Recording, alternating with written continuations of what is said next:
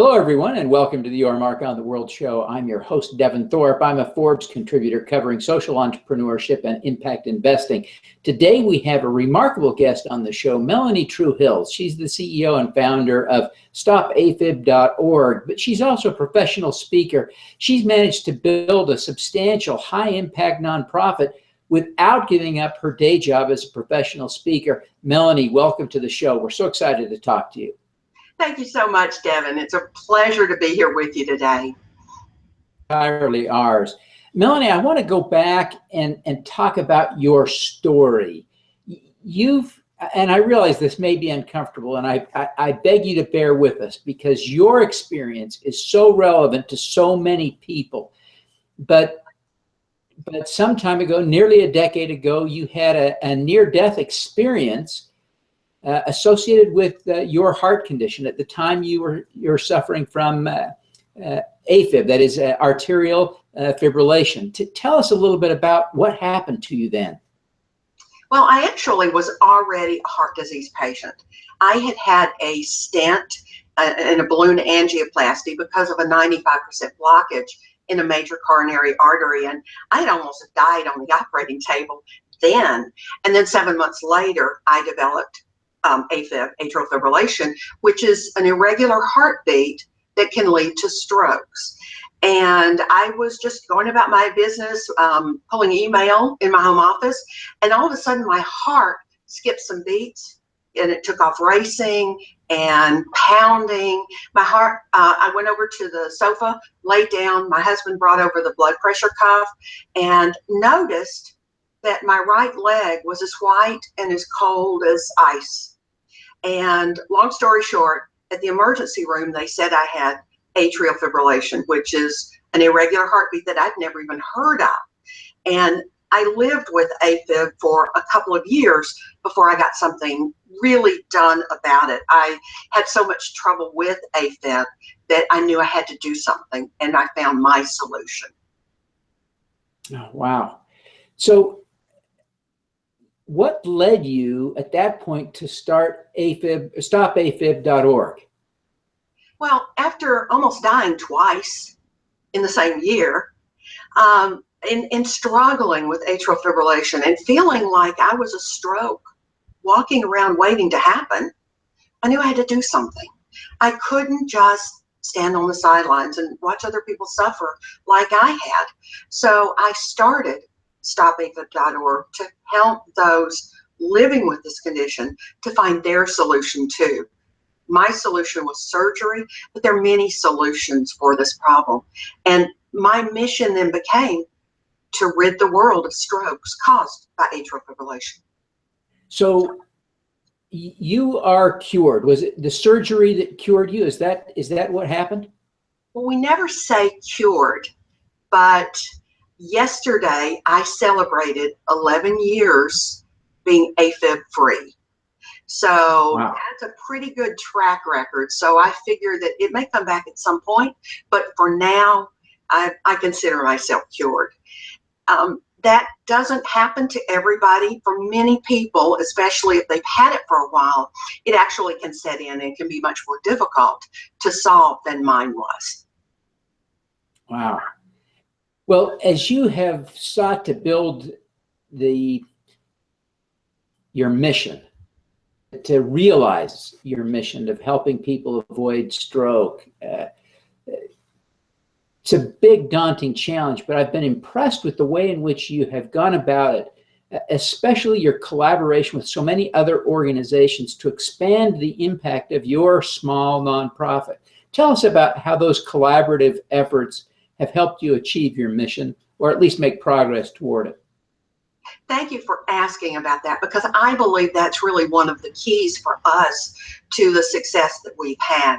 We realized as a small organization, and when I first started out, it was just me for a number of years. I knew I couldn't do everything. I had to work with people and organizations that did have more clout than we did. So I was very fortunate to have one of the doctors that was an electrophysiologist, that's a doctor that treats Afib and other heart rhythm issues, to actually bring me in to the Heart Rhythm Society, which is the society of electrophysiologists. And in those early days, we were actually able to start working with some of the medical societies to leverage their expertise in making a difference in Washington, D.C., and actually to work with them and other organizations to create a health policy roundtable related to atrial fibrillation in D.C., where we brought together stakeholders. That's not the sort of thing that I can do all by myself. I have to partner and collaborate with other organizations in order to do that. So we built collaborations and coalitions over the many years, both in the U.S. as well as around the globe, in order to really have an impact. And one of the latest collaborations that we have is with the American Heart Association. We co-own and co-created a website for those living with atrial fibrillation. It's called myafibexperience.org, and we work together to actually make a difference for those living with this condition. They're the 800-pound gorilla, if you will, in our space. They're the ones that really can make a difference in helping get the word out. I bring to that a real deep understanding of what AFib patients experience and what they need. Well, it's remarkable the impact you've had. Why don't you just give us a rundown of some of your key accomplishments? Because I think what you've done really matters, and it's a great tribute to the accomplishments you've done, but also a hopeful sign for others who want to have impact, perhaps in another space, and are thinking to themselves, I'm too busy with my career and I'm just one person. Been able to accomplish. Right. So I started out creating this organization in April of 2007. And at that time, I realized that we needed to first focus on raising awareness, and decided that there was no Atrial Fibrillation Awareness Month, so we needed to create one. So you have to declare it, celebrate it, and then you can actually get it registered. And that's what we did. But then I had the opportunity to work with some of the medical societies, the cardiologists, the electrophysiologists, and the heart doctors through American Heart Association. And we actually went to Congress together to ask them to declare it as National Atrial Fibrillation Awareness Month. And so September is officially National Atrial Fibrillation Awareness Month.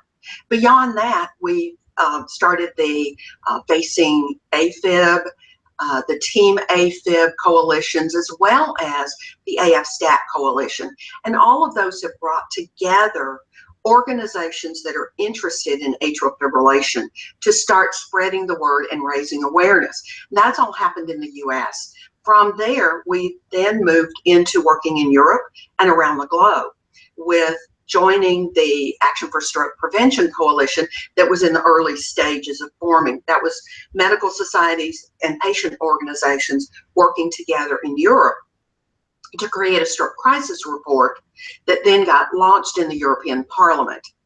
From there, we brought in doctors and medical societies from around the globe and did stroke crisis reports for Asia Pacific and Latin America, launched those in those parts of the globe. And from there, the patient organizations that were part of that came together to create the Atrial Fibrillation, the Global Atrial Fibrillation Patient Organization Summit, where roughly 40 the first year, and then over subsequent years, we've had about 60 organizations from around the globe that have come together, and we've helped them to build capability and capacity to influence the media and policymakers in their home country to try to get something done, to get people diagnosed and treated before they have a stroke. And that has been an initiative that has then led us to go in and not just do global things, but to focus regionally as well. And that has led to creating patient empowerment materials for all of the organizations that are then in the process now of being translated and launched in the home country languages and localized for their countries in order to educate patients and their family members about AFib. It's really amazing what you've been able to do in relatively short time with relatively little money, and all under your leadership while at the same time continuing to develop your professional career. Now, tell us a little bit about how your professional career dovetails in with this, because I think there's some synergy there, isn't there? There absolutely is. I started out speaking about heart issues, primarily women's heart health, because at the time I had my heart issues, most women didn't know that heart disease was the #1 killer of women, just like for men. So I started speaking about that, and then started adding the atrial fibrillation when I created stopafib.org. So today I speak more about atrial fibrillation than I do about general heart health, but also speak about patient empowerment, patient experience, and have been fortunate to speak at many medical conferences around the globe to help educate doctors about what they need to know to help them better serve and work with their patient community. And I've been extremely honored that doctors have been so receptive. I've been part of guidelines committees, think tanks, and so forth because of that relationship in educating the doctors as well. So in 2014, I was part of the peer review group, the first patient or non-clinician actually involved in that for the 2014 American Heart Association, American College of Cardiology, and Heart Rhythm Society guidelines for the management of patients with atrial fibrillation.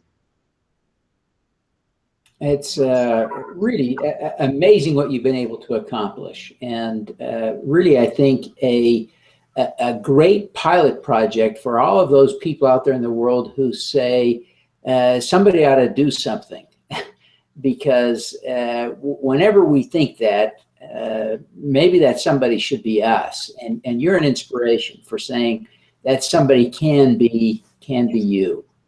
Absolutely, and one person can make a difference. Boy, you have made a huge difference, and you really are an inspiration. In fact, that's a great segue into my next question. You've made such a difference. You've become a role model to so many people. People just love you, admire you, are grateful for your work and your service. Who do you look up to? Who inspires you? There's so many people I'm inspired by, but one in particular that I'd like to mention today, and it's a name that nobody that's watching, unless they're in the atrial fibrillation space, would even know. It's a man by the name of Dr. Eric Krystowski. He's one of the world leaders in treating atrial fibrillation. He's been a guide and a mentor to me. He's the one that introduced me into the Heart Rhythm Society and has made sure that we as patients, atrial fibrillation patients, have a seat at the table when decisions are being made related to our care. And he lost his dad to an AFib-related stroke several years ago. And he is on this campaign to preserve the brain.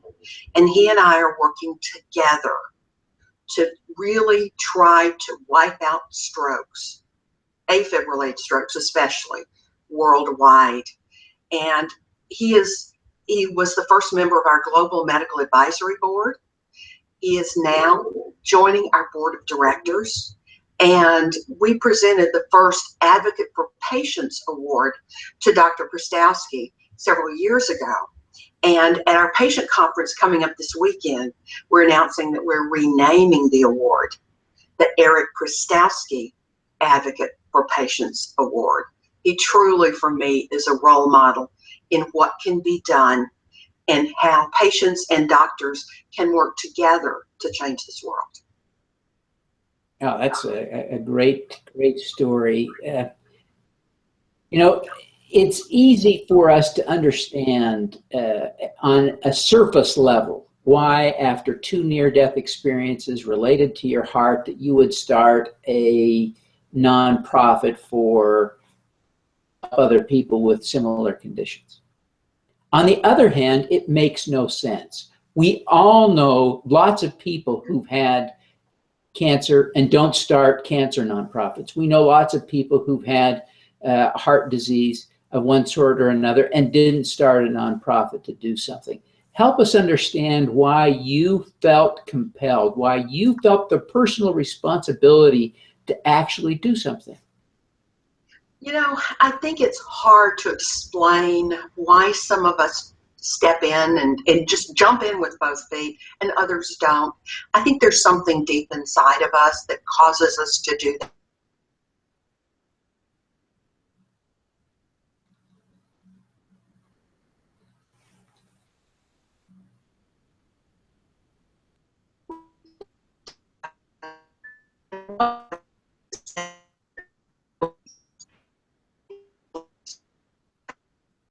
This comment on one of my first views was Mellanie, and she feels it.